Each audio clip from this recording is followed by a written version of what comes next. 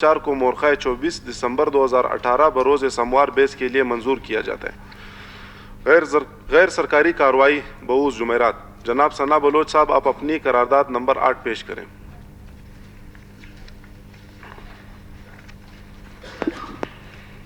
شکریہ جناب اسپیکر۔ قرارداد نمبر 1 ارگا کے چائنا اور پاکستان اکنامک کوریڈور سی پیک کی مد میں ملک بھر میں 62 ارب ڈالر کے قریب سرمایہ کاری کی گئی ہے، لیکن بلوچستان کو نظر انداز کیا گیا، جس کی وجہ سے صوبے کے عوام میں احساس محرومی پائی جاتی ہے۔ لہذا یہ ایوان صوبائی حکومت سے سفارش کرتی ہے کہ وہ وفاقی حکومت سے رجوع کرے کہ وہ سی پیک کی مد میں کی جانے والی غیر منصفانہ تقسیم کی بابت فوری طور پر ایک قومی کمیشن، نیشنل کمیشن کی تشکیل کا اعلان کرے، بلوچستان کو سی پیک منصوبے کی تفصیلات اور رقبے کی بنیاد پر اس کا حق ادا کرنے کو یقینی بنائے تاکہ صوبے کے عوام میں پائی جانے والی احساس محرومی کا ازالہ ممکن ہو۔ قرارداد نمبر 8 پیش ہوئی۔ کیا مورخ اپنی قرارداد نمبر 8 کی ایڈمیسیبلٹی کی وضاحت فرمائیں گے؟ فیمیل بنا دیا گیا، جبکہ یہ ایوان میل کرتا ہے، کرتی کو نہیں کرتا ہے کہ وہ وفاقی حکومت سے رجوع کرے۔ یہ قرارداد کو ٹھیک کر دیں۔ شکریہ مذکر اور مؤنث درست کرنے میں۔ جناب اسپیکر،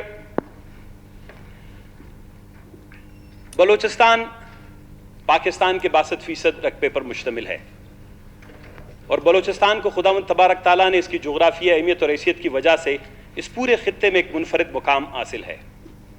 بلوچستان گو کہ ابھی پاکستان کا ایک ایڈمنسٹریٹو پروونس ہے، یا اس کو انتظامی صوبہ کہا جاتا ہے، لیکن در حقیقت بلوچستان اپنے آپ میں ایک ریجن ہے، ایک بہت بڑا کوریڈور ہے جو مشرق وسطیٰ کو، جنوبی ایشیا کو اور جنوب مغربی ایشیا کو آپس میں ملاتا ہے۔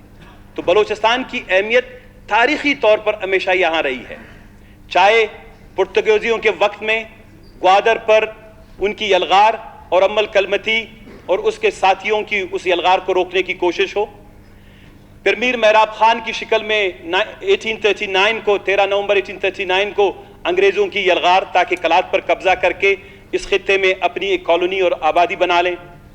اس کے بعد جتنی بھی بلوچستان کی جغرافیائی اہمیت کے حوالے سے کوششیں ہوئی ہیں، بلوچستان کے عوام نے سیاسی، دفاعی اور سفارتی حوالے سے بڑی کوششیں کی ہیں کہ بلوچستان کی اپنی انٹیٹی کو، اس کی حیثیت کو برقرار رکھا جائے۔ 4 اکتوبر 1947 کو جب بلوچستان پاکستان میں شامل ہو رہا تھا تو محمد علی جناح صاحب کا ایک خطاب ہے جس میں وہ کہتے ہیں کہ اگر بلوچستان کے عوام پاکستان میں شامل ہوں گے تو بلوچستان کو تمام تر امور میں، چاہے وہ سیاست کے امور ہو، معاشی امور ہو، معاشرتی امور ہو، انتظامی امور ہو، بلوچستان کو فوقیت حاصل ہوگی، بلوچستان کو برتری حاصل ہوگی۔ لیکن 4 اکتوبر 1947 کے قائد اعظم محمد علی جناح صاحب کے اس تقریر کے بعد جب جام لسبیلا، نواب خاران، نواب مکران اور پھر خان افقلات نے پاکستان کے ساتھ ایکسیشن کے ایگریمنٹس پہ سائن کیا، اس کے بعد پاکستان میں 3 آئین آئے، 58 کا، 62 کا، 73 کا، اب پھر امینڈڈ کانسٹیٹیوشن ود 18th امینڈمنٹ۔ ان تینوں کانسٹیٹیوشنز میں نے جس طرح پہلے ذکر کیا کہ بلوچستان کو فوقیت اور برتری تو اپنی جگہ، بلوچستان کو برابری بھی حاصل نہیں ہوئی۔ ہم فوقیت کی بات نہیں کرتے، ہم برتری کی بات نہیں کرتے، ہم کہتے ہیں پاکستان میں بلوچستان کے عوام کو، بلوچستان کے خطے کو کم از کم برابری کی بنیاد پر پاکستان کے وفاق میں اس کا حق ملنا چاہیے۔ ہمیں سیاسی بنیادوں پر ہمارا حق نہیں مل رہا، ہمیں معاشی بنیادوں پر گزشتہ تقریباً 70 سالوں سے جو بھی حکومتیں آئی ہیں، ہمارے ساتھ وعدے، ہمارے ساتھ قول و قرار کیے جاتے ہیں، لیکن اس کے بدلے میں ہر 10-15 سال کے بعد کسی بھی حکمران کا معافی نامہ آ جاتا ہے کہ جی ہم معذرت خواہیں، ہم نے بلوچستان کے ساتھ زیادتی کی ہے۔ اب کیونکہ 2-3 فیزز گزرے ہیں ہسٹری میں، ایک تھا کالونائزیشن کا، پھر ایک تھا کولڈ وار کا، تو اس وقت بلوچستان جب کولڈ وار تھا، یہاں پہ سرد جنگ تھی، تو بلوچستان کو ایک دانستہ طور پر پسماندہ رکھنے کی ایک پالیسی تھی، وہ بڑی طاقتوں کی بھی تھی اور ہمارے اسلام آباد کے بڑے اعلیٰ کار بھی اس میں شامل تھے کہ جی اگر بلوچستان ترقی یافتہ ہوگا، بلوچستان کے لوگوں میں شعور، بلوچستان کے لوگوں میں آگائی اور بلوچستان کے لوگوں میں قابلیت آئے گی تو ان کو اپنے ریگ، اپنے سنگمرمر، اپنے تیل، اپنے سونے، چاندی، سمندر، معدنیات، فشریز، اس جغرافیے کی اہمیت سے ان کو آگاہی حاصل ہوگی. لہذا بہترین طریقہ یہ ہے کہ بلوچستان کو جتنا بھی پسماندہ رکھا جا سکتا ہے ایک سسٹمیٹک طریقے سے، ڈیلیبریٹ انڈر ڈیولپمنٹ کے ایک پالیسی کے تحت، وہ ڈیلیبریٹ انڈر ڈیولپمنٹ کی پالیسی کے تحت بلوچستان کو پیچھے چھوڑ دیا گیا. کولڈ وار ختم ہوا. گزشتہ 20 سے 30 سالوں میں چائنا ایک بڑے اچھی طاقت کے طور پر سامنے آیا ہے. چائنا کی اس خطے میں جو ترقی ہے، اس کی آبادی ہے، خوشحالی ہے، ہم ان کو مبارکباد دیتے ہیں ان کی لیڈرشپ کو. اور پھر جب اس خطے میں سر آرڈر ہاؤس، آپ کے ہاؤس میں آرڈر کرانا آپ کی ذمہ داری ہے. پھر جناب والا جب بالخصوص چائنا کی ترقی کے بعد پاکستان کی جب خارجہ پالیسی میں تھوڑی سی تبدیلی آئی تو یہ کوشش کیا گیا کہ جی چائنا کے معاشی ترقی سے ہم کچھ فوائد حاصل کریں. تو یہ 2013 میں 2012 میں جب چائنا کی چین کے صدر نے one belt one road initiative کا ایک ویژن دیا، انہوں نے کوئی 6 سے 7 کوریڈورز کی نشاندہی کی، اس میں ایک چائنا پاکستان اکنامک کوریڈور بھی ایک ہے. تو یہی تصور کیا جا رہا تھا کہ China Pakistan economic corridor Pakistan میں ایک معاشی انقلاب لے آئے گا، پاکستان ایشین ٹائیگر بنے گا اور بلوچستان پاکستان کا اکنامک ٹائیگر بنے گا. اس سلسلے میں جو بھی بنیادی پچھلی حکومت مسلم لیگ نون کی نواز شریف کی تھی، اس نے 2013-2014 میں بالخصوص کافی ایم او یو سائن کیے. 52 کے قریب میمورنڈم آف انڈرسٹینڈنگز جو ہیں وہ دستخط ہوئے. ان 52 میمورنڈم آف انڈرسٹینڈنگز میں سے جو بھی دستخط ہوئے ان میں سے زیادہ کا تعلق بلوچستان سے تھا کہ اگر چائنا پاکستان اکنامک کوریڈور کی مد میں انیشیل اس کا جو پورٹ فولیو تھا وہ 33 ارب روپے کا تھا، 33 ارب ڈالر کا، جو تقریباً کوئی 4000 ارب پاکستانی روپے میں بنتا ہے. جب معاملات تھوڑے سے آگے بڑھے تو پتہ یہ چلا کہ جی نومبر میں گوادر کا جو ہمارا پورٹ ہے، جو پہلے سنگاپور پورٹ اتھارٹی کے ساتھ تھا، وہ پورٹ جناب والا اٹھا کے ہمارے فیڈرل گورنمنٹ نے بغیر بلوچستان کی حکومت کو پوچھے، بغیر بلوچستان کے عوام سے صلاح مشورہ کیے، بغیر بلوچستان کی اسمبلی میں کوئی قرارداد، کوئی بحث و مباحثہ پیش کیے بغیر، گوادر جو بلوچستان کے لوگوں کے لیے بہت اہم ہے. جناب والا وہ کیوں اہم ہے؟ میں آپ کو ایک چھوٹی سی مثال دوں.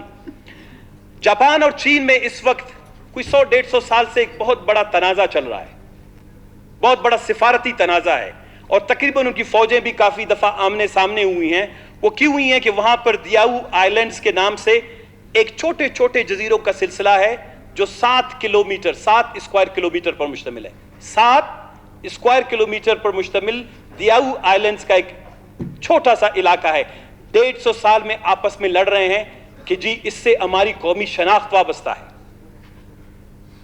تو جب چائنا اور جاپان جیسی اکنامک سپر پاورز 7 کلومیٹر کے چھوٹے چھوٹے سمندر کے اندر ٹیلوں پہ اتنی کشیدگی اختیار کر سکتے ہیں تو ہم تو کہتے ہیں ہم کشیدگی نہیں، ہم لڑنے والے نہیں، جگڑنے والے نہیں، لیکن گوادر کے ساتھ ہماری تاریخ، ہماری ہسٹری، ہماری ریزسٹنس، ہماری مذمت، ہماری حب الوطنی، ہماری ثقافت وابستہ ہے. تو کم از کم گوادر کے حوالے سے جب وفاقی حکومت نے، کیونکہ گوادر فیڈرل لیجسلیٹو لسٹ کا حصہ ہے، تو کم از کم گوادر کے حوالے سے بلوچستان کے عوام کو اعتماد میں لیا جانا چاہیے تھا کہ جو 40 سال کا معاہدہ ہے سنگاپور پورٹ اتھارٹی سے لے کر جو چائنا کی نئی کمپنی ہے overseas port holding company, China overseas port holding company کو جب دیا جا رہا تھا تو کم از کم یہ معاہدہ اس وقت زیر بحث لایا جاتا. اگر یہ معاہدہ زیر بحث نہیں لایا گیا، نواب اسلم ریحسانی صاحب بھی یہاں موجود ہیں، ان کی قرارداد بھی کچھ اسی سے ملتی جلتی آج کے اس میں پڑی ہوئی ہے. ہم اراکین اسمبلی نہیں تھے. میں نے تسلسل کے ساتھ جناب والا یہ 2016 یہ 2013 کا میرا آرٹیکل ہے، Gwadar China and Baloch apprehension September 2013، the Gwadar deal 13 فروری 2016. یہ ہماری ذمہ داری تھی، ہم بلوچستان کے فرزند ہیں، ہم نے بلوچستان میں گوادر کے حوالے سے اس مسئلے کو ہائی لائٹ کرنے کی کوشش کی. لیکن حکومت بلوچستان جو سابقہ حکومتیں تھیں انہوں نے اس پر مکمل خاموشی، مجرمانہ خاموشی اختیار کی. اور یہ ہوا کہ آج تک گوادر سے متعلق معاہدہ وہ اس اسمبلی میں یا بلوچستان کی حکومت کے پاس بھی نہیں ہے. تو سی پیک کا سب سے بڑا جو کمپوننٹ ہے وہ گوادر ہے. ہم یہ چاہتے ہیں, جناب وزیر اعلیٰ صاحب بیٹھے ہیں, ان کی ٹیم بیٹھی ہے, کہ سب سے بڑا سی پیک کا امپورٹنٹ مسئلہ صرف یہ نہیں ہے کہ ہمیں 5-10 روزگار ملے. اس وطن کے ساتھ, اس مٹی کے ساتھ ہماری تاریخ, کلچر, ثقافت اور ہمارے جسم و جان جڑا ہوا ہے. اس وطن کے کسی بھی حصے کو, کونے کو جب کسی معاہدے کے تحت دیا جاتا ہے تو کم از کم ہمیں علم ہونا چاہیے کہ اس معاہدے کی نوعیت کیا ہے, اس معاہدے سے ہمیں معاشی اور معاشرتی فوائد کیا ملیں گے, اور اس معاہدے سے ہمارے انوائرمنٹ کو کیا نقصان ہوگا, اس سے ہمارے سماجی, معاشی اور معاشرتی جو ہے زندگی میں کیا اثرات مرتب ہوں گے. یہ جاننا بلوچستان کے عوام کا آئینی, سیاسی, جمہوری حق ہے. تو لہذا پہلی بات جو سی پیک کے حوالے سے میں کرنا چاہتا ہوں ٹریجری بینچز سے, کہ آپ سی پیک کے حوالے سے جو 2013 میں معاہدہ ہے چائنا پورٹ ہولڈنگ کمپنی کے ساتھ, وہ بلوچستان اسمبلی میں اور بلوچستان کی حکومت کے پاس آ جانا چاہیے, اس کو پیش کیا جانا چاہیے. اب میں آتا ہوں جناب والا سی پیک کے دوسرے اہم ایشوز کے اوپر, کیونکہ سی پیک کے بہت سے معاملات پہ ہم نے پریزنٹیشنز کی ہیں, ویڈیوز ہیں, میں بہت کنکریٹ چیزوں پہ ابھی اس وقت نہیں جاتا. کچھ چیزیں جاننا بہت ضروری ہے. پاکستان اس وقت, اور خاص کر ہمارے حکومتی اراکین کے لیے, جب وہ جائیں گے اپنا کیس لڑیں گے تو یہ چیزیں وہاں ان کو پیش کرنے کے لیے بہت ضروری ہے. اگر وہ اپنی مجلس گھروں میں کر لیں, تھوڑی سی توجہ کے ساتھ سن لیں. جناب والا, پاکستان اس وقت 2 حصوں میں تقسیم ہے. ایک کو کہتے ہیں ایسٹرن رم, ایک کو کہتے ہیں ویسٹرن رم. اور جو سی پیک ہے, چائنا پاکستان اکنامک کوریڈور, یہ تو چائنا اور پاکستان کے درمیان ایک کوریڈور ہے, ایک اکنامک پیکج ہے, اکنامک کنٹریکٹ ہے. لیکن جس دن سی پیک شروع ہوا, چاہیے تو یہ تھا بلوچستان کی گزشتہ حکومتیں تھوڑی سی ویژن سے کام لیتے. یہ ایک نیا سوشیو اکنامک کنٹریکٹ ڈیولپ ہو رہا ہے فیڈریشن اور فیڈریٹنگ یونٹس کے ساتھ. صوبے اور وفاق سی پیک کے توسط سے ایک نئے سوشیو اکنامک کنٹریکٹ میں داخل ہو رہے ہیں. لیکن اس سوشیو اکنامک کنٹریکٹ کو نہ تو بلوچستان میں کسی نے ایکسپلور کیا, نہ سمجھنے کی کوشش کی, نہ اس پہ کسی نے لکھا, نہ اس پہ حکومت بلوچستان نے کوئی سنجیدہ سی کوشش کی. اب میں آپ کو بتانا چاہوں گا جناب والا, ایسٹرن رم میں جو سی پیک کے تمام پروجیکٹس ہیں, اس وقت 15 کے قریب انرجی پروجیکٹس ہیں جو $33 ارب مالیت کے ہیں. جو تقریباً 15 پروجیکٹس ہیں ان میں سے صرف ایک ابکو میں ہے, باقی 14 پروجیکٹس جو ہیں وہ سندھ اور پنجاب میں ہیں. اب یہ جو سندھ اور پنجاب کے کون سے علاقوں میں, یہ وہی علاقہ ہے جو میں کہہ رہا ہوں کہ پاکستان میں ایک نئی ڈیوائڈ شروع ہوگی. اور میرے خیال میں فیڈرل گورنمنٹ کو یہ سوچنا چاہیے کہ پاکستان کے اگر کچھ علاقے بہت پسماندہ رہ جائیں گے اور کچھ بہت ترقی کر جائیں گے, یہ ڈیوائڈ کل سیاسی, معاشی اور معاشرتی تقسیم کا سبب بن سکتا ہے. جو پاکستان کا ایسٹرن رم ہے جناب والا, وہ بہت ترقی یافتہ ہے, بہتر تعلیمی سہولیات ہیں, بہتر شرح تعلیم ہے, تعلیم کا معیار جو ہے پاکستان کے ایسٹرن رم میں, ناردرن پنجاب, سندھ اور ان علاقوں میں بہت بہتر ہے. پاکستان کی تقریباً 99% انڈسٹریلائزیشن یا صنعتی زندگی جو ہے وہ ایسٹرن رم میں ہے اس وقت.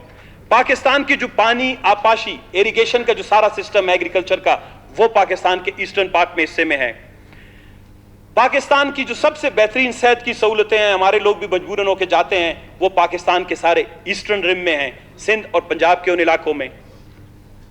اور اس کے بعد جو اس وقت پورٹ فولیو ہے وہ 62 سے 68 بلین ڈالر تک کا ہے.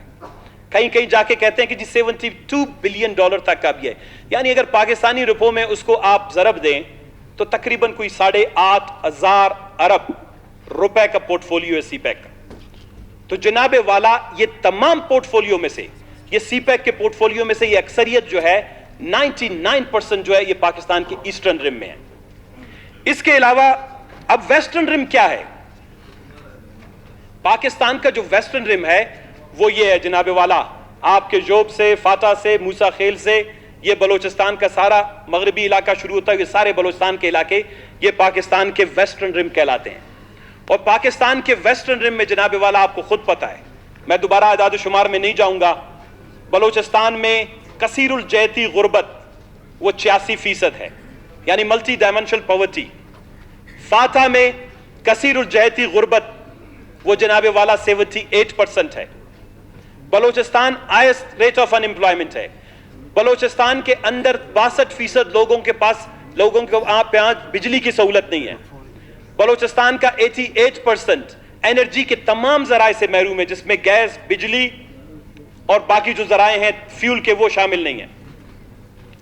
बलोचिस्तान में अच्छी ह्यूमन रिसोर्स डेवलपमेंट स्किल्स के लिए यूनिवर्सिटियां नहीं है।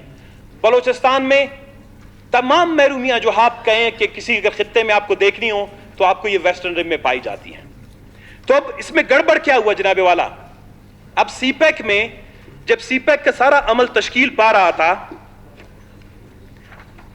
तो हमने उस वक्त एक डिमांड किया, और मैं ये फखरिया तौर पर कह सकता हूं कि बलूचिस्तान नेशनल पार्टी वो पहली जमात थी जिसके कायद सरदार अख्तर मेंगल साहब ने पाकिस्तान इस्लामाबाद में आल पार्टीज कॉन्फ्रेंस का इनेकाद किया, जिसमें तमाम जमातों को दावत दी गई कि वो आए और ये जो मशरकी और मगरबी कॉरिडोर का जो मसला था, इसके अलावा असल में मगरबी कॉरिडोर जो है सिर्फ हम इसलिए नहीं कहते थे कि हमें कुछ सड़कें चाहिए।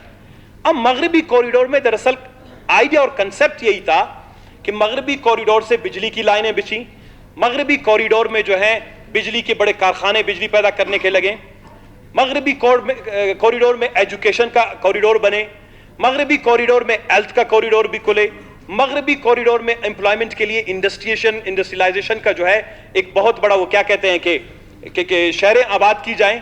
तो असल में जो मगरबी कॉरिडोर का कंसेप्ट था वो सिर्फ एक रोड नहीं है जो डीआई खान से जोब और क्वेटा को आके कनेक्ट करे। तो ये कंसेप्ट हमने 2015 और 2016 में जाके एपीसी में सरदार अख्तर मेंगल साहब ने दी। फिर उस वक्त एक कमीशन, एक छोटी सी कमेटी नवाज शरीफ साहब ने बनाई। हमारा मुतालबा उस वक्त भी यही था, क्योंकि मैं बहुत सी अब तफसीलात में जाना नहीं चाहता, वक्त की कमी है, दूसरे दोस्त बात करेंगे जो रह गया। फिर भी जनाब वजीर आला साहब, मैं स्पीकर साहब आपके तवस्सुत से हमारा इस वक्त मुतालबा यह है कि जो planning and development and reform commission है हमारे इस्लामाबाद में, उसने जो भी बलोचिस्तान के साथ एहसन इकबाल साहब की सरबराही में करना था कर लिया। अब बलोचिस्तान के हवाले से अगर उसका कोई अजाला होना है तो जब तक सीपैक के हवाले से एक नेशनल कमीशन नहीं बनती, सीपैक की वो नेशनल कमीशन जो है पाकिस्तान के तमाम इलाकों की गुर्बत, महकूमी, महरूमी, बेरोजगारी, तालीम, सेहत और तमाम दीगर मसाइल को मद्देनजर रखकर सीपैक के डिस्ट्रीब्यूशन पर कोई एक अकाउंटेबल इदारा नहीं बना था, उस वक्त तक बलोचिस्तान को सीपैक से कुछ नहीं मिलना है। वजीर आला साहब के बयान से, वजीर आला साहब के जेसीसी के मीटिंग में न जाने से कोई भी फर्क नहीं पड़ेगा, क्योंकि आप नहीं गए, सिंध वाले गए। सिंध वाले अपनी तफसीलात के साथ चले गए। वो जी जनाबे वाला कैनाल के लिए, लाइनिंग के लिए, इरिगेशन के लिए पैसे ला रहे हैं, वो मास ट्रांजिट के लिए ला रहे हैं, रोडों के लिए ले आ रहे हैं, बिजली के कारखानों के लिए ला रहे हैं। बलोचिस्तान में हमने जितने भी एहतजाज करना था, जितने भी सब्सटेंटिवली जो हमने बलोचिस्तान का केस था, वो बलोचिस्तान के लड़ने की कोशिश की। अब जो इस वक्त सीपैक का होगा, और दूसरी बात जनाबे वाला, मैं आता हूं थोड़ी सी कंट्रीब्यूशन, बलोचिस्तान की कंट्रीब्यूशन के हवाले से। बलोचिस्तान की जो कंट्रीब्यूशन है सीपैक में, वो जनाबे वाला तकरीबन कोई 63-64% से ज्यादा है। 700 स्क्वायर किलोमीटर की तवील साइल, डीप सी पोर्ट, मिनरल्स के सारे रिसोर्सेज, 62% एरिया कॉरिडोर या उसकी जमीन या रास्ता जो है वो हमारी तरफ से मिलेगा। और इसके अलावा जनाबे वाला अगर कोई यहाँ पे इन्वायरमेंटल डैमेज होता है उसमें भी सबसे ज्यादा हिस्सा हमारे गले पड़ने वाला है। तो कहने का यह मकसद है कि हमने 62% बलोचिस्तान की कंट्रीब्यूशन है, और इन रिटर्न बलोचिस्तान को सिर्फ $400 मिलियन मिले हैं, जो तकरीबन जनाबे वाला कोई 30 से 40 अरब से भी कम है। अब ये 30 से 40 अरब रुपए बलोचिस्तान में लगे कहां हैं? आप भी हैरान होंगे, मूसाखेल में नहीं है, खुजदार में नहीं है, क्वेटा में नहीं है। एक इन्होंने स्कूल बनाया जिसको प्राइमरी स्कूल अपग्रेड किया है फकीर कॉलोनी में, ग्वादर में।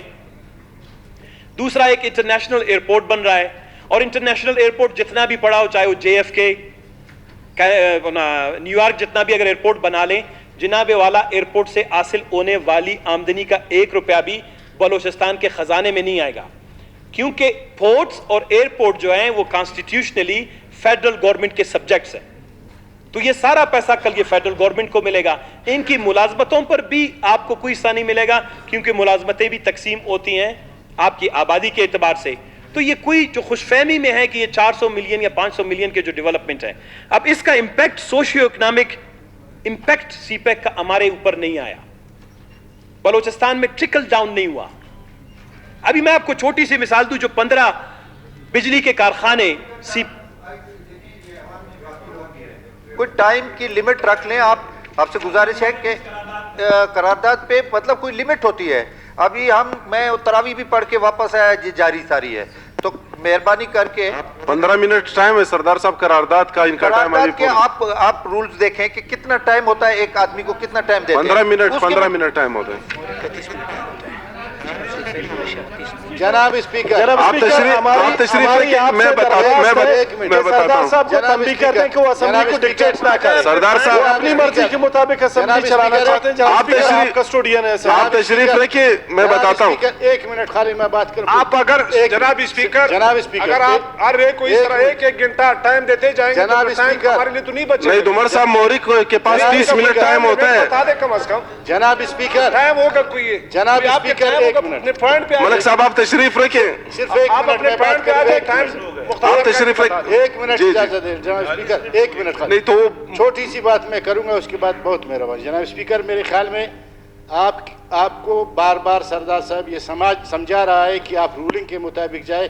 ایسا لگتا ہے میرے خیال میں آپ نہ رولز کو جانتے ہیں نہ ریگولیشن کو جانتے ہیں, اور اب تک میرے خیال میں 20 دفعہ یہ آپ کو کہہ چکا ہے. آپ ان کے اتحادی ہے. جب آپ یہ کام نہیں جانتے تو پھر آپ کو ڈپٹی اسپیکر یا اسپیکر نہ لانے کی. نہیں, یہاں میں سب کا اتحادی ہوں, میں سب کے لیے بیٹھا ہوں. میرے لیے اپوزیشن اور آپ کوشش کرتے ہیں کہ یہ ایوان جو ہے سموتھلی چلے, آپ احترام کرتے ہیں, لیکن اس کے باوجود بار بار آپ جب رولنگ بھی دیتے ہیں اس میں بار بار مداخلت کی جاتی ہے. 15 منٹ ثنا بلوچ کو نہیں ہوا, اس کے بعد سارا دن سردار صاحب بات کریں, بالکل کریں. اگر اور بھی حزب اقتدار کے دوستوں میں سے آپ تشریف رکھیں. ملک صاحب, ثنا بلوچ صاحب, آپ مہربانی کر کے اپنا وہ تھوڑا حزب اقتدار کے دوستوں میں سے کوئی بھی بات کرنا چاہتا ہے بالکل بات کرے, لیکن بار بار جو ہے باتوں کے دوران جو ہے مداخلت جو ہے, اس کی وجہ یہ ہے. ملک صاحب آپ تشریف رکھیں. آغا صاحب آپ تشریف میں نے رکھیں. مداخلت نہیں کی, آپ کی توجہ دلائی ہے. میں آپ سے اپنے زیادہ سوالات کا جواب نہیں میں دے نے سکتے. ہاؤس میں آپ کی توجہ دلائی ہے. یہ قرارداد ہم بھی اس کی حمایت کرتے ہیں کہ بلوچستان سردار صاحب آپ بھی قرارداد لائیں, آپ بھی قرارداد لائیں. ٹائم ایک لمٹ رکھیں. ٹائم 30 منٹس ٹائم ہے. آدھا گھنٹہ سب کو دیں. نہیں, سب کے لیے نہیں, مورک کے لیے جو قرارداد لائے گا اس کے لیے 30 منٹ. تو آپ گنے 40 منٹ سے اوپر چلا گیا. نہیں گئے. آپ تشریف بس ایسا ہم جو ہے نا اسٹاپ واچ رکھیں. گھڑی میرے سامنے لگی ہوئی ہے سردار صاحب. آپ کبھی ادھر ہوتے ہیں کبھی ادھر, گھڑی میرے سامنے لگی. نواب ثناء اللہ کہتا ہے کہ آپ نماز نہیں پڑھتے ہو, تراویح پڑھتے ہو. میں تراویح پڑھ کے واپس آیا. سردار اتنا ٹائم تو آپ نے ضائع کر دیا, اتنے میں تو ہماری باتیں ہی ختم ہو جائیں. آغا جان آپ تشریف رکھیں, آگے بھی قراردادیں رہتی ہیں تاکہ آج کی کاروائی ہم لوگ. قرارداد ہے یہ پورے بلوچستان کی مفاد کی قرارداد ہے, اور ثنا بلوچ جو بات کر رہے ہیں یہ کوئی اپوزیشن اور ٹریڈی بینچز کی بات نہیں ہے. اگر یہ اتنے زبردست آرگومنٹس دے رہے ہیں تو یہ گورنمنٹ کے بھی ہاتھ مضبوط ہو رہے ہیں, اسمبلی کے بھی ہاتھ مضبوط ہو رہے ہیں, اور اس صوبے کے حقوق کا تحفظ ہو رہا ہے. اب اس میں ہم کیا کریڈٹ لینا چاہتے ہیں کہ ایک دوسرے کو بار بار ٹوکے؟ اگر ایک ہی ہمارا آدمی اس موقف کو صحیح پیش کرے تو پورے اسمبلی کا موقف ہے, پورے بلوچستان کے موقف ہے. میری گزارش ہے ٹریڈی بینچز سے کہ اس طرح کرنا چھوڑ دے. جی ثنا بلوچ صاحب آپ اپنی. جناب اسپیکر, میں ممنون اور مشکور ہوں سردار صاحب کے پوزیشن کے. میں نے ان میں سے کسی کو اس بات پہ مورد الزام نہیں ٹھہرایا کہ سی پیک سے کچھ نہیں ملا ہے تو ذمہ دار آپ ہیں. میں نے تو آپ کو کہا یہ 70 سال کی ایک تاریخ ہے, اور بلوچستان کے ساتھ کچھ زیادتیاں وہ کرتے ہیں, کچھ زیادتی بلوچستان کے ساتھ ہم کرتے ہیں. جب ہمیں یہ علم نہیں ہے کہ ہم پاکستان کے وفاق میں بلوچستان کی کنٹریبیوشن کیا ہے, ہمارا شیئر کیا ہے, ہم کیا دیتے ہیں, اس کے بدلے میں کیا ملتا ہے, تو اس کے بعد آپ کا کیس مضبوط نہیں ہوگا. میں نے NFC کے حوالے سے یہاں 30-35 منٹ آپ کو دوستوں کو, ہم NFC, سیندک, سی پیک اور اس کے بعد ریکو دیکھ, ہم چاہتے ہیں یہ کچھ نیشنل ایشوز ہیں, یہ بلوچستان کے معاملات ہیں.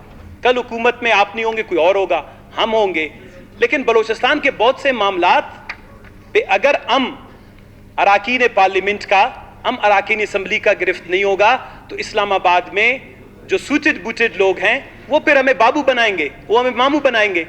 تو یہ پرابلم ہے. جناب والا اسپیکر صاحب میں آتا ہوں. اب میں دیکھ رہا تھا کل پرسوں جب سی ایم صاحب کی جو کیبنٹ کی میٹنگ ہوئی, کیبنٹ کی میٹنگ میں وہاں پہ کچھ اعتراضات کیے گئے تھے کہ جی سی پیک, اور ان کی جو تشویش ہیں وہ بالکل اک بجانب ہیں, لیکن بہت سے ایریاز ان ایکسپلورڈ ہیں, انہوں نے ان کو ایکسپلور کیا ہی نہیں ہے. مثال کے بعد 15 جو بھی پاور پروجیکٹس پاکستان میں ایسٹرن رم میں، ناردرن پنجاب اور سندھ میں لگے ہیں، اس کے علاوہ جناب والا اگر وہاں سے بجلی پیدا ہوگی تو وہ سی پیک کی بجلی، بے شک ہم کہتے ہیں آپ نے ہمارے ہاں کارخانہ نہیں لگا بجلی پیدا کرنے کا، آپ نے بجلی پیدا کرنے کی صنعتیں ہمارے ہاں نہیں لگائیں، لیکن کم از کم اس کی بجلی تو ہمیں آپ دے دیں، اس سے اس کی انرجی سے بلوچستان میں انڈسٹریلائزیشن ہو، بلوچستان کے گھر روشن ہوں، بلوچستان کے اسکول روشن ہوں، بلوچستان کے ہاسپٹل روشن ہوں۔ لیکن بدقسمتی یہ ہے کہ وہ 15 پروجیکٹ 7 سے 7.5 ہزار میگا واٹ بجلی جو ہے وہ ابھی انہوں نے پیدا کرنا شروع کر دیا ہے۔ اب جو 7-7.5 ہزار میگا واٹ بجلی ہے وہ پاکستان کے سسٹم میں کیسے جاتا ہے؟ یہ جو جناب والا بجلی کے آپ دیکھ رہے ہیں یہ کسی تار سے آتے ہیں، کوئی چھوٹے تار کوئی بڑے تار، تو اسی طرح پاکستان میں کوئی بھی بجلی پیدا کرنے والی جو صنعت ہوتی ہے جو وہ بڑے بلک میں بجلی پیدا کرتی ہے، اس کو ٹرانسمیشن لائن کے ذریعے سے بجلی پیدا کرنے والے کارخانے سے گرڈ اسٹیشن پہنچایا جاتا ہے، پھر اس گرڈ اسٹیشن سے، اور وہ جو تاریں ہوتی ہیں وہ 500 kV کی ٹرانسمیشن لائنیں ہوتی ہیں۔ پاکستان میں اس وقت 5110 کلومیٹر طویل 5101 کلومیٹر طویل 500 kV کی ٹرانسمیشن لائنیں ہیں، اور آپ کو یہ حیرت ہوگا آپ سب کے لیے کہ بلوچستان میں 5200 کلومیٹر طویل 500 kV کی ٹرانسمیشن لائن میں سے بلوچستان میں بلا کتنا ٹرانسمیشن کتنا کلومیٹر ٹرانسمیشن لائن ہوگا جناب اسپیکر صاحب؟ صرف 25 کلومیٹر 500 kV کی ٹرانسمیشن لائنیں، اور وہ کیا کر رہی ہیں یہاں پہ؟ وہ جو بجلی ابکو میں پیدا ہوگا ریورس اس کو کراچی میں 500 kV کی گریڈ اسٹیشن میں لے جائیں گے۔ وہ 500 kV کی ٹرانسمیشن لائن جو 25 کلومیٹر ہے وہ ابکو میں جو بجلی پیدا ہوتی ہے اس کو وہ واپس کراچی لے جایا جاتا ہے۔ بلوچستان میں، پورے بلوچستان میں جو 62% ہے آپ کے رقبے کا پاکستان کا، 1 کلومیٹر بھی 500 kV کی ٹرانسمیشن لائن نہیں ہے جو انرجی بلوچستان میں لاتی ہو۔ 13 گریڈ اسٹیشن ہیں 500 kV ٹرانسمیشن لائن کے لیے، بلوچستان میں 1 گریڈ بھی نہیں ہے۔ ابھی جو سی پیک میں ہوا تھا کہ جی 15 پاور سپلائی کے پروجیکٹس بنے اور پھر 2000 کلومیٹر ٹرانسمیشن لائن جناب والا، یہ کوئی $4 بلین یعنی 550-600 ارب کی لاگت سے 2 ٹرانسمیشن لائنیں 2000 کلومیٹر کی منظور ہوئی۔ لگتا تو یہ شاید وہ ہمارے لیے منظور ہونی چاہیے تھی، کیونکہ ہمارے یہاں تو 1 کلومیٹر بھی نہیں ہے، ہمارے یہاں 62% ایریا میں بجلی نہیں ہے، ہمارے یہاں انڈسٹریلائزیشن کیسی ہوگی، ان ایمپلائمنٹ کیسے ختم ہوگا؟ سی پیک تو نام ہے ایک بہت بڑے خواب کا، لیکن جناب والا آپ کی معلومات کے لیے یہ دونوں ٹرانسمیشن لائنیں سندھ اور پنجاب میں جو پیدا ہونے والی بجلی ہے، ایک مٹیاری ٹو فیصل آباد اور ایک مٹیاری ٹو لاہور، 2 ٹرانسمیشن لائنیں 1000 کلومیٹر کی، یہ جو ہے مٹیاری سے لاہور اور ایک مٹیاری سے فیصل آباد جو ہے بجلی واپس، یعنی جو بجلی کا سارا نظام ہے، بجلی کی پیداوار ہے، یہ کرس کراس کرے گا ایسٹرن رم میں۔ اب بجلی کیوں؟ صرف بجلی کو روشنی کے لیے تو نہیں ہے۔ آپ کو چھوٹی سی ایک بات بتاؤں کہ آج سے کوئی 3-4 سال پہلے جب تک یہ بجلی پاکستان کے سسٹم میں سی پیک کا شامل نہیں تھا، ثنا بلوچ صاحب تھوڑا مختصر کر دیں، آگے بھی قراردادیں ہیں تو ان پر۔ تو جناب والا پنجاب میں 9000 صنعتیں صرف 8 سے 10 گھنٹے جو ہیں آپریٹ کرتی تھی، یعنی چلتی تھی۔ تو اس سے کیا ہوا؟ بے روزگاری بڑھ گئی، پنجاب کے کارخانوں کی جو ہے وہ پیداوار کم ہو گئی اور ان کی اکانومی پہ اثر پڑا۔ ہمارا برادر صوبہ ہے، تو ابھی سی پیک کے بجلی کے آنے کے بعد جناب والا وہ 24 گھنٹے وہ کارخانے چلتے ہیں، وہاں پر روزگار کے ذرائع جو ہے ڈبل ہو گئے اور وہاں پر خوشحالی زیادہ بڑھ گئی۔ اسی طرح ایک اور چھوٹا انفراسٹرکچر کا پروجیکٹ میں آپ کو مثال دینا چاہوں گا جس کو لاہور اورنج میٹرو وے کے نام سے جانتے ہیں۔ 200 بلین پاکستانی روپیز، $2 بلین کی مد کا جو اورنج پروجیکٹ ہے وہ جناب والا دن میں 2020 اور 22 تک جب وہ مکمل ہوگا، ایک دن میں 5 لاکھ لوگوں کو ٹرانسپورٹ کی سہولت فراہم کرے گا۔ ٹرانسپورٹ صرف ایک جگہ سے دوسری جگہ لے جانے کا نام نہیں ہے، ٹرانسپورٹ جب بنتی ہے جناب والا اس سے ایفیشنسی بڑھتی ہے، اس سے ایجوکیشن، ہیلتھ، انفراسٹرکچر، امپلائمنٹ بڑھتی ہے۔ تو یہ جو سارا سسٹم ہے جناب والا، یہ جو سی پیک کا، یہ پاکستان کے ایسٹرن رم میں بہت بڑی خوشحالی کا تو سبب بنے گا، ہمیں خوشی ہے ہمارے بھائی ہیں، لیکن بلوچستان کے حوالے سے سی پیک میں جناب والا ماں سوائے مایوسی اور ناامیدی کی کچھ نہیں ہے۔ میری آخر میں تجاویز ہے، میں مختصراً کر کے جناب والا میں نہیں جاؤں گا تفصیل میں، اور کافی ہے کیونکہ ہمارے دوست تھوڑا سا نہیں چاہتے ہیں۔ جو سی پیک کے حوالے سے فرسٹ آف آل یہ اسمبلی ایک ریزولوشن پاس کرے کہ جو موجودہ پلاننگ اینڈ ڈیولپمنٹ اور ریفارم کی جو ہماری کا جو منسٹری ہے، کمیشن ہے، وہ اس وقت اس کے پاس وہ مینڈیٹ نہیں ہے کہ وہ اس پہ پورا آڈٹ کرے کہ سی پیک میں کن کن صوبوں کے ساتھ کیا زیادتی ہوئی۔ ایک تو یہ ہے کہ میں ان کے اپنے دوستوں کی بھی سپورٹ چاہوں گا کہ سی پیک سے متعلق ایک نیشنل کمیشن بننی چاہیے جو سی پیک کے تمام معاہدات کا، تمام اس کے جو معاملات کا اور تمام پروجیکٹس، ان کی ڈیولپمنٹ، کنٹریبیوشن، شیئر، بینیفٹس اور حصوں کا جو ہے وہ صحیح طریقے سے جو ہے جائزہ لے۔ اور اس کمیشن میں جناب والا ہر صوبے سے 2 کے قریب ممبران ہوں، ایک حکومتی لے لیں، ایک اپوزیشن لے لیں، ایک ایکسپرٹ لے لیں، اور یہ پورا ایک کمیشن، کیونکہ یہ پروپوز ہم نے 2013-14 میں بھی کیا تھا۔ دوسری بات یہ ہے کہ جب گورنمنٹ آف بلوچستان بات کرتی ہے تو میرے پاس وہ سارے معلومات ہیں جو گورنمنٹ آف بلوچستان کو ایک بیوروکریسی کے نقطہ نظر سے دی جاتی ہیں۔ جو پولیٹیشین ہوتا ہے، جو سیاستدان ہوتا ہے، اس کو اسی لیے لیڈر کہتے ہیں، وہ صرف سڑک، بلڈنگ اور پورٹ کے نقطہ نظر سے نہیں دیکھتا، وہ اپنے قوم کی مستقبل کے نقطہ نظر سے دیکھتا ہے۔ وہ تعلیم، صحت، روزگار، سماجی معاملات، معیشت، کلچر، ڈیموگرافی، ماحولیات، ان سب کو مد نظر رکھ کر جو ہے وہ اسکیمیں اور پالیسیاں بناتا ہے۔ تو گورنمنٹ آف بلوچستان جو بھی اس وقت احتجاج کر رہا ہے، میں سمجھتا ہوں ان کو سی پیک کے حوالے سے ایک کمپریہنسو پلان یہاں پر متعارف کرنا چاہیے، اور بلوچستان کا جو سی پیک کا کمپریہنسو پلان ہو، جامع منصوبہ ہو، اس میں جناب والا ایجوکیشن کا کوریڈور، اس میں ہیلتھ کا کوریڈور، اس میں پاورٹی ایلیویشن کے حوالے سے انٹرونشن ہو، یعنی غربت کے خاتمے کے حوالے سے منصوبہ بندی ہو۔ اس کے علاوہ جناب والا بے روزگاری کے خاتمے کے حوالے سے انڈسٹریلائزیشن کا ایک سلسلہ ہو، اور ان انڈسٹریز کو گیس، بجلی کی فراہمی کے لیے جو ڈسٹریبیوشن ٹرانسمیشن سسٹم کی لائنیں ہیں ان کا مکمل ایک جامع منصوبہ ہو۔ اس کے علاوہ جو سب سے بڑا، کل پرسوں بھی سوشل میڈیا میں چل رہا تھا کہ بلوچستان کے جو اسکالرشپ بھی سی پیک کے حوالے سے آئے تھے، وہ بھی جناب والا ہمارے حکومتوں کی یا ہمارے اور بھی جو بیوروکریسی میں دوست ساتھی ہیں ان کی خواب خرگوش میں جانے کی وجہ سے ہمارے جو اسکالرشپ تھے وہ بھی دوسرے صوبے لے گئے۔ ہمارے بچے ہیومن ریسورس جو اسکل ڈیولپمنٹ ہے، ہیومن ریسورس ڈیولپمنٹ ہے، اس ایریا میں ہم بہت پیچھے ہیں، اور اس کے لیے میری تجویز یہ ہے کہ آپ چائنا کا انتظار نہیں کریں، آپ اسلام آباد کا انتظار نہیں کریں۔ میں نے پہلے ایک میٹنگ میں سی ایم صاحب سے یہ کہا تھا، بلوچستان میں جتنے ہائی اسکول ہیں، صبح کے وقت ان کو اسکول بنائیں، جی ہو، صبح کے وقت جو نا وہ اپنے اسکول ہوں، اور شام میں ان کو پولی ٹیکنیک میں کنورٹ کریں۔ 2-3 کمرے آپ کو بنانے ہوں گے، 8 سے 10، 2 سے 4 انسٹرکٹر اور اسکول میں ڈالنے ہوں گے، ہائر سیکنڈری، اور اسکل اور ہیومن ریسورس ڈیولپمنٹ کو ہم اپنے کیریکولم میں، اپنے سلیبس میں متعارف کروائیں۔ ہم کوئی 2-4 ہزار لوگ تربیت دیں گے، ہم مقابلہ نہیں کر سکتے۔ ہمارا ہر بچہ جب گھر سے نکلتا ہے، جب وہ گھر واپس جاتا ہے، وہ صرف مطالعہ پاکستان، وہ صرف دینیات یا وہ صرف جو ہے سائنس اور معاشرتی علوم کی پڑھنے کی بجائے اس کو ماڈرن ایجوکیشن، ٹیکنیکل ایجوکیشن بالکل کلاس اول سے جو ہے اور کلاس 10 تک کالج کے لیول تک پڑھانا چاہیے۔ یہ ریفارم ہم خود بلوچستان میں لا سکتے ہیں، اس کے لیے کسی کی اجازت کی ضرورت نہیں ہے۔ آخر میں جناب والا لائیو اسٹاک کا کوریڈور ہے، مائنز اینڈ منرلز کے حوالے سے بہت امپورٹنٹ ہے۔ سی پیک کے جو بھی پروجیکٹس ہیں اس میں اگر کسی کی نظر لگی ہوئی ہے، وہ ریکودک پہ ہے، وہ ہمارے آئرن اور پہ ہے، وہ ہمارے کاپر اور گولڈ پہ ہے، وہ ہمارے تیل اور گیس کے وسیع ذخائر پہ ہے، ہمارے پاس آف شور بھی بڑی کافی بہت سی ذخائر ہیں۔